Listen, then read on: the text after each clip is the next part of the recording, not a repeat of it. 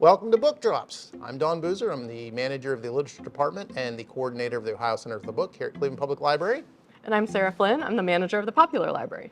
And we are here today to sort of take a look back at 2022 and a look ahead at 2023 and some other announcements as well, but we'll get to that later. So one of the things that always comes up at this time of year are the best of lists, and everybody has them. It's Goodreads, Time Magazine, Amazon. Everybody has New York the Times. best book. New York Times. Everybody has a best books list of the year. And one of the things I mentioned to Sarah was, one of the things that annoys me, let's say, about best of lists is the idea that, well, these are the best books, and if you haven't read these, you really haven't read a good book, and that sort of thing. It annoys me a little bit. They're helpful in, I think, making selections, and, these are the ones that the libraries have to have, and that sort of thing. Mm-hmm. But the whole idea of the best book gives me trouble. Right, and we see what people read that come in our doors, and it isn't always just 100% literary fiction, and for a lot of years that was the only lists that are out. And now if you follow different things, you can find different lists for sci-fi but maybe years ago it wasn't as easy to do. Yeah. You really couldn't find Exactly. It wasn't romance best ofs.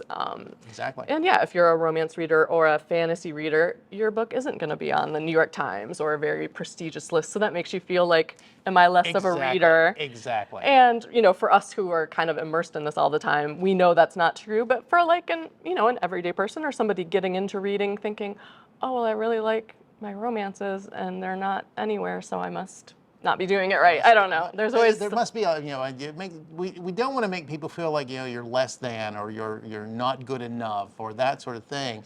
And I think that one of the axioms or one of the rules of Reader's Advisory is never apologize for your reading tastes, I think is one of the rules there. But I firmly believe that, because if you enjoy a book and you think, like you said, if you read a romance novel, this is like, this is the best romance novel I've read in a while.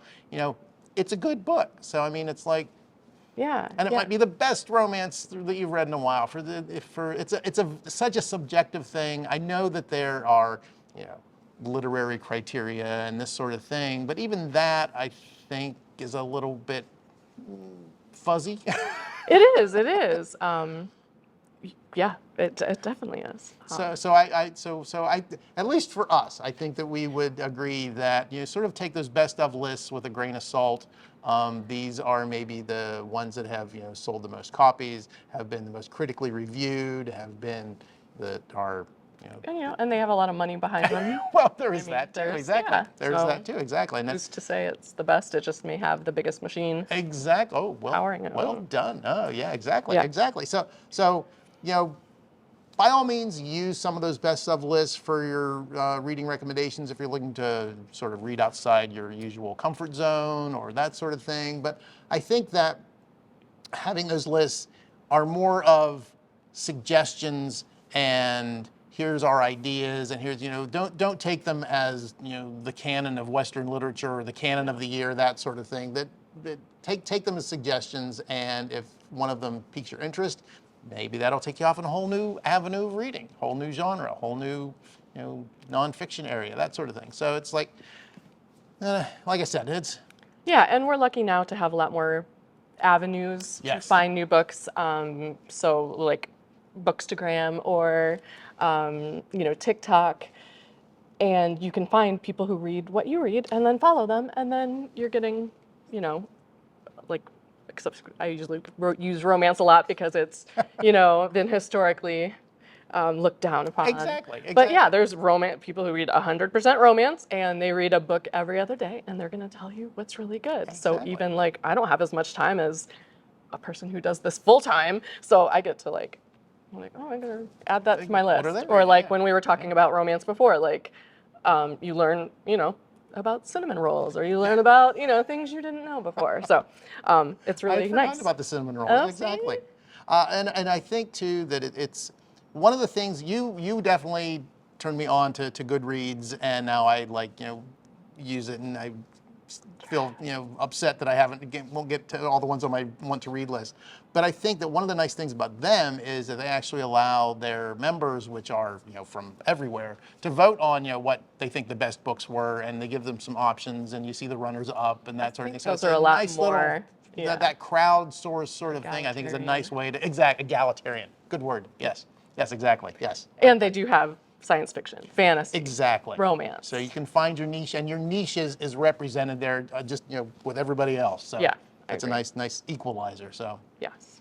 So again, take those lists as recommendations, but don't take them as the be all and end all of everything. So Definitely. the best book is the one that you like to read in the genre you like to read. So looking back on 2022. You seem to have quite a selection there. I tried to pull some myself. Yeah. So where would you like to give people an idea on one of the ones that you would recommend and that if they haven't read yet? Yeah, and it's really nice to do this because now I can, at the time you finish, oh, that was great, and it's fresh in your mind, and then now I've had time to let them all kind of settle, and you'll look and think, oh, I can't remember the hero's name or what kind of happened.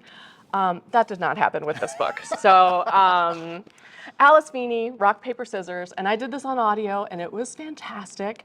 And I've read a few other Alice Feeneys too. This by far was my favorite, and I can't even say it. I want someone to read this and come and talk to me about it because I need to talk about this book. So there is a couple who's been married for about 10 years in London. Having ups and downs. She writes him a letter every year on their anniversary, but she's never given him any of these letters. So we get a little bit of a glimpse into the progression of their marriage. And they're having a rocky patch. He's a screenwriter, and also he has face blindness. So he doesn't, they'll be at a party, and she'll have to kind of say, oh, here's the producer of this movie. He won't. Even with her, he recognizes her by smell or by her hair, some features sometimes, but not the face. He can't recognize her face. So, which of course throws a whole other, spin onto the whole thing. They go for a getaway for their 10th anniversary in Scotland at this remote, a little either like a chapel or something, like a really remote Airbnb, and get up there and really spooky stuff starts happening. And I thought, oh, I've got this figured out. And oh, this is this and this. All of that was wrong. So anyway, just great book. Just twists and turns. Just that mystery edge you need, and yeah. Wow. So that's awesome. That's probably my best pick. Oh, excellent. Okay. Yeah. Well, I am going to do some cross promotion here. Yeah, do it. So this is Douglas Brinkley's Silent Spring Revolution, John F. Kennedy, Rachel Carson, Lyndon Johnson, Richard Nixon, and the Great Environmental Awakening. And so this is a hefty tome. This is the third installment in a trilogy that Douglas Brinkley wrote on the environment and the U.S. presidents and that sort of thing. So this takes us up to basically almost to the present day, and he starts to go into the things about the climate crisis and that sort of stuff. But it's fascinating to look at both the unsung heroes that may have been forgotten, that were pivotal to making the national parks and the national recreation area and the EPA and all that sort of thing. But it also talks about the pivotal position that the presidents themselves did. So Kennedy and Johnson and Nixon. Then a lot of people forget, and I will admit that I forgot as well, that it was Richard Nixon under his administration that the Environmental Protection Agency actually came into being. Did not know that. So it was this kind of thing. Another great local take on this is that he talks a lot about Lake Erie and, of course, the fire on the Cuyahoga that sort of started everything. One of the great little trivia tidbits I found out was that the picture that was famous for the fire in the 1970, I think it was 1972, on the Cuyahoga River, that was actually from years earlier at a much worse fire, but they used that picture in the newspapers to show, oh, look at what's happening to the river. But there was barely any damage on the one that happened then. but it was just this trajectory that had been going on for years when the river caught fire, and they wanted something more dramatic, so they used an old photograph. I was like, oh, very clever of you. And I will say that I did get to interview Douglas Brinkley for the Ohio Center for the Book podcast, Page Count. So that will be being released in the mid-January. So I encourage everybody to check out our podcast episode with Douglas Brinkley, who happens to be from Ohio as well. Nice, so, yeah. nice. So Oh my gosh. it's fascinating work of history, and it's nonfiction, but it's very lyrical writing. He does a great job, and it's really an interesting, important thing in history. Oh my gosh. I have another one that I'm also doing on audio. I do a lot of audiobooks. This is The Last Graduate, and this is the Schillace trilogy by Naomi Novik. She also did you read The Temeraire, The Dragon? Oh, yeah. She's been around for a while. She does a lot of fantasy. So this is, I hate to compare it to Harry Potter, but it's set in a boarding school in England. Well, there you go. But it is very dark. And I think it is kind of YA-ish or new adult, but I really, really enjoyed it. I'm in the middle of book 3 right now, but it's super interesting. The heroine's name is Galadriel. Oh, okay. And she doesn't like this name, so she has people call her Elle. Her mother is a very famous healer, but she's always been kind of, more quiet, more stern, unlike her mother, doesn't quite fit in anywhere. And the interesting thing, the school called the Scholomance. Oh, wow. Here you can see, this is a diagram of the school. So it rotates every year. And the seniors, I think you rotate down. The seniors, when they graduate, they have to go through a graduation hall that is filled with monsters called mals. And only a portion of them get out alive.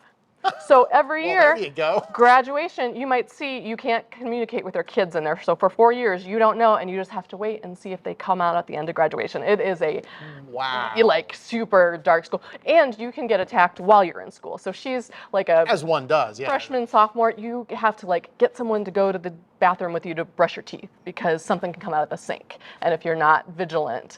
And then she doesn't come from a really rich enclave sort of crew of wizards, because her mom and her are kind of on their own because her dad died at graduation, getting her mom out because her mom was pregnant and he wanted the mom to survive. So there's this whole history tied up in this, with her getting worried about her graduation, trying to fit in, all the things she has to do to prepare herself. And there's been all these rumors. Her grandmother on her dad's side met her when she was 3 or 4, immediately said she was like a type of devil and she was going to ruin the world and that they should drown her immediately. It's crazy.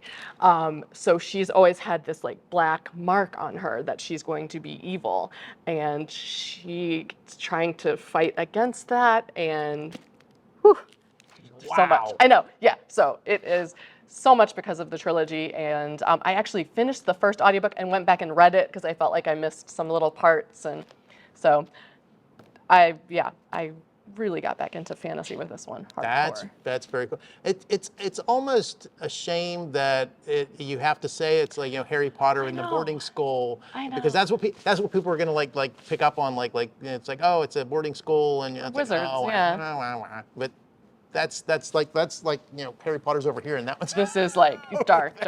I know. I was thinking whether I should say it or not. No. I figure that's the correlation that everyone makes. I think that's the kind of thing I think that if people would even read a description of that book, and if they talk about wizards and boarding school, and it's oh, I read Harry Potter. I don't need to read. Right. That's where keep reading. Yeah. Yeah. So really fun. Don't always accept the snippets of reviews and Definitely things like that. not. So Yeah. that's wild. This is an older one, but I did read it last year, so I wanted to recommend the Throwback Special by Chris Bachelder. This was actually recommended to me, and it's a book nominally about football. A group of guys get together and recreate the play known as the Throwback Special, where one of the players got his leg broken in an NFL game. So I was like, I respected the person that recommended it to me, and I was like, let's give it a try. man, was I blown away. It is a perfect fictionalized account of modern masculinity and the streams of consciousness that goes on in men's heads and how they interact with their families and their wives and their girlfriends. And it's an amazing sort of inside look at just modern society in general, and I can't recommend it enough. It's fair, compare those two. Yeah, compare those two. So if you're looking for a short book, go ahead and you go for that one. But read that one too. But I can't recommend this one enough. So if you are Sorry. yes, George and Saunders George gave it a Saunders gave it a yes. So Chris Bachelder is a witty, compassionate troublemaker, and we need more like him. George Saunders. So there you go. It's a National Book Award finalist, and it blew me away. It blew me away. So To do that in that many pages, and that's an accomplishment. Exactly. Where Um, are we going next? Oh my gosh, we're gonna go a little more lighthearted because that was very dark. I would say I have had my own misconceptions about things in years past, and for a while in the library world, at least, it was called chick lit, and it was cutesy covers and like And beach shopping, reads. and like really dumb covers, which turned me off from reading them. And I was a romance reader. I should have been open to this.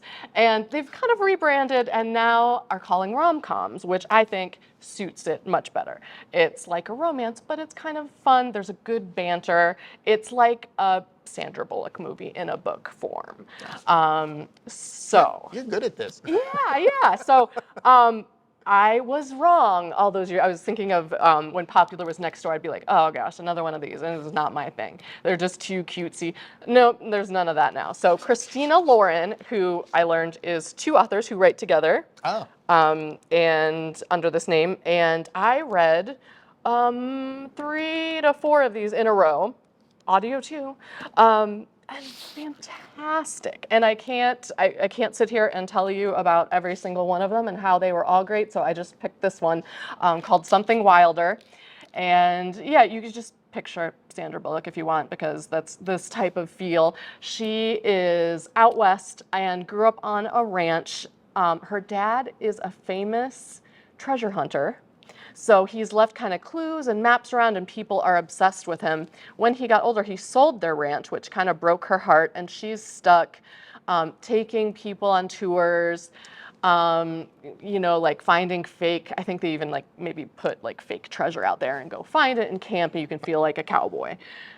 It's really annoying. She hates it. She just wants to own a ranch, but that's expensive. So she's doing this and gets this kind of crew of guys who are doing it as a guy's getaway, and things start going wrong, and she has a past with one of the guys. One of the guys is a total jerk, and things just unfold. And of course, they're out on this fake quest, and as things start unraveling, and it's fun. Well, that sounds like a nice palate cleanser after the Death and Destruction. Death and Destruction. Yeah. No, it is. And I read, a soulmate equation, which was one where the guy was making a new app that had an equation for matching people, and it's just adorable. They're all adorable. If you need just an easy, fun thing, just even while you're doing chores, driving to work, just get the audiobook of any Christina Lauren book, and you'll be happy. And that, I think, too, is another thing that people have to keep in mind whenever they're looking for a book to read, because sometimes you're in a particular frame of mind and you want to either you need something that's going to perk you up, or you're in a good mood and you don't want to lose the good mood, and so that sounds like a perfect thing. It's just I just need something to listen to or read, and just. I know, you have to kind of, because even at some points, maybe I wouldn't be in the mood for that, but a hold just came in on an audiobook, and I won't say which one, but it's a big fantasy tome, and I started it this week, and I'm kind of just not into it, and it's not the book, it's just that I need something a little quicker and snappier, and so I guess send it back, and I'm going to get it at a time where but I was out walking the dog, and I needed something a little more, quick and easy rather than a you know, big, Exactly. epic. Something you have to feel you once you start it, you're committed to it. So it's like, Yeah, you yeah. know, you don't want it to be a slog. Yeah, no, You no. want reading to be enjoyable. It should be fun. If we Which, get anything across to you. exactly, exactly. And speaking along this, I should mention that we're here at Cleveland Public Library, and we have the year-long Cleveland Reads Initiative that we Yes. want to encourage everybody to be a part of. So if you go to, I believe it's clevelandreads.com, you can sign up to log your hours in your books and share what you're share with that with other people, everybody in the city. So we encourage everybody to get involved. But any of these are Oh, yeah. more Good than picks. good for that. But reading of any kind is up for that. But we encourage you to go to the website and check it out and be involved in that year-long initiative. So that's going to be kind of fun to see how that all works out. Yeah, definitely. I will say that I also read this year The Wolf Den by Elodie Harper. I may have mentioned that before. This one, it's historical fiction set in Pompeii, well before the eruption and everything. So we haven't got there yet. I believe she's going to have some sequels, so we will probably eventually get to the eruption. But Elodie Harper does such a good job of putting you in that time frame that it's almost it felt like being transported in like a time machine and just sort of walking around the city and looking at these. It's set in an actual brothel that they unearthed in Pompeii, and so she uses some of the names that are on the walls in that place to name characters and situations and things like that, which is, you know, one of my goals is to get to Pompeii one time, but having that as a an actual sort of, you know, we don't know, but, you know, maybe, and she just does a really good job. So this is what I'm looking forward to reading the sequel, which is The House with the Golden Door. So it has the same characters and sort of moves the story along. But it can be a little dark, obviously, sometimes with the setting. But it is, you know, the word that comes to mind is triumphant after a while. So it's like, you know, stick with it. But it's written really well, fast moving, and if you like historical fiction, can't recommend this one enough. So. I'm going to go a little more on the drama end of things to balance out the cutesiness. The Seven Husbands of Evelyn Hugo, and this one has really stuck with me as well. This is Taylor Jenkins Reid, and if you remember, we did the audiobook one, and I talked about, oh my gosh, and I'm going to blank on the title of it. The one about it's the 70s. Band. Oh, yeah. I'll think of it when I'm not talking about it. And yes. that was the audiobook you said that has the multicast recording. Yeah, it has Benjamin Bratt and yeah, all sorts of people in it. It's a great multicast recording. Six, wasn't it? Daisy Jones and the Six. Thank you so much. You are welcome. Teamwork. I know. So, which I enjoyed, and is coming out as a TV show this year too. Oh, that's right. And the great thing about her books, the characters move between a few of these books. So I also read one more, and it's kind of cool. It's all the same. Actually, it is different periods in history, and then people float through all of the books, and it's kind of sneaky. But the Seven Husbands of Evelyn Hugo, she's a retired starlet actress, and she's just been, you know, in the industry for years and wants to tell her story. So she hires a really young journalist to come and tell, you know, her life story too. And I'd, you know, say like an Elizabeth Taylor type. Okay. And that's why Seven Husbands. So you get to hear all of the dish on what really happened, even though, you know, there's speculation. And she was always on the cover of tabloids in the 40s, 50s, 60s, whenever. And it's really interesting. The way it's kind of woven together and things kind of come out and you learn more about her life as it goes on. It's really well done. And yeah, just dramatic, yeah, without being super depressing, if that's a good way to put it. So like, yeah. Okay, speaking of super depressing. Oh, let's do it. So I believe I have recommended this one before, but I will do this one. I listened to the audiobook of this. This is Brandy Schillace's Mr. Humble and Dr. Butcher.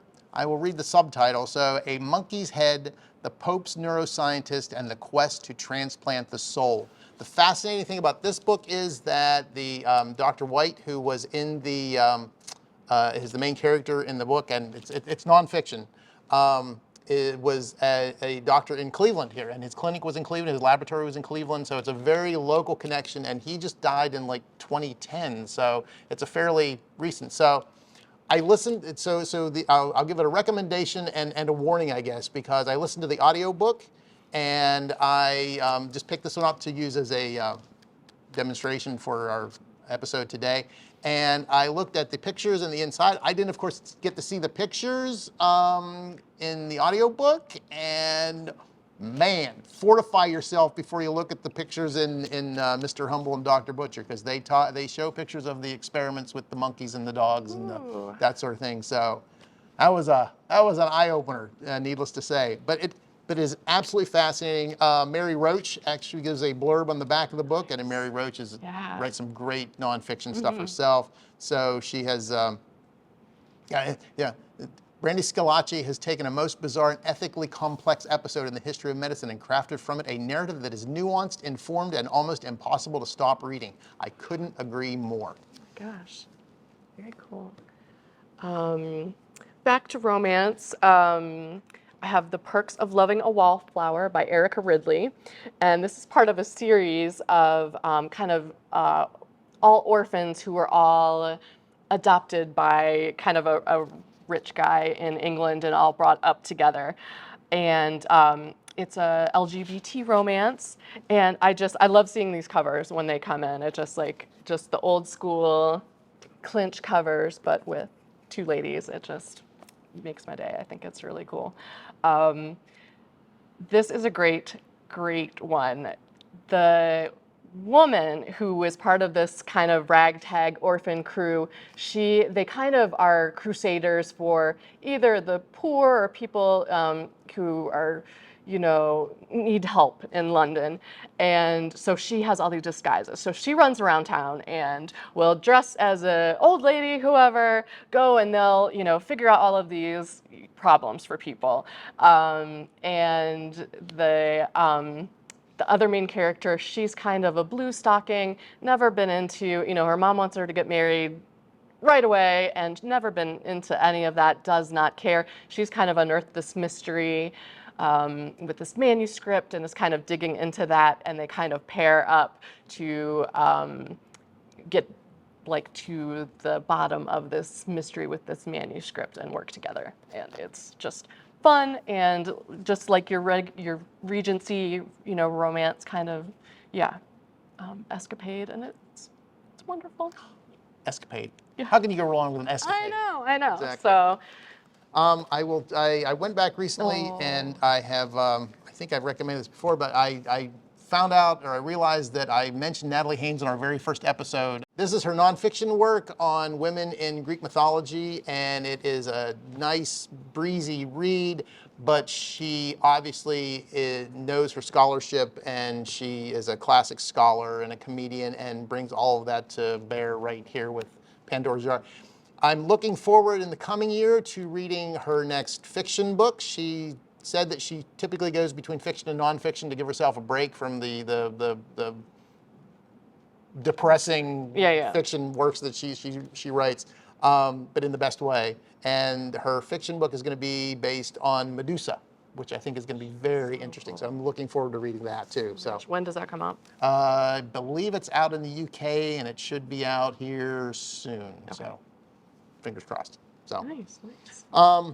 So any other ones that we want to? I think we're kind of running out of time. So. I think we are. And speaking of running out of time, I am sad to announce that this will be Sarah's last Book Drops episode.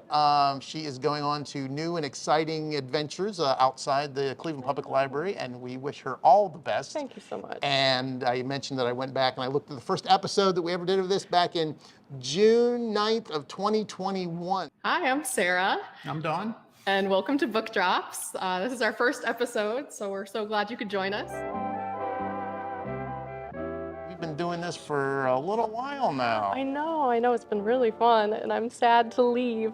And one of the things I mentioned back there that I said that we are here to learn from each other, and I want to thank you so much for expanding my ideas on romance novels and all the different genres and that sort of thing. So I greatly appreciate that. I mentioned you have already turned me on to Goodreads, so that will be a continuing legacy of yours. Yes, yes.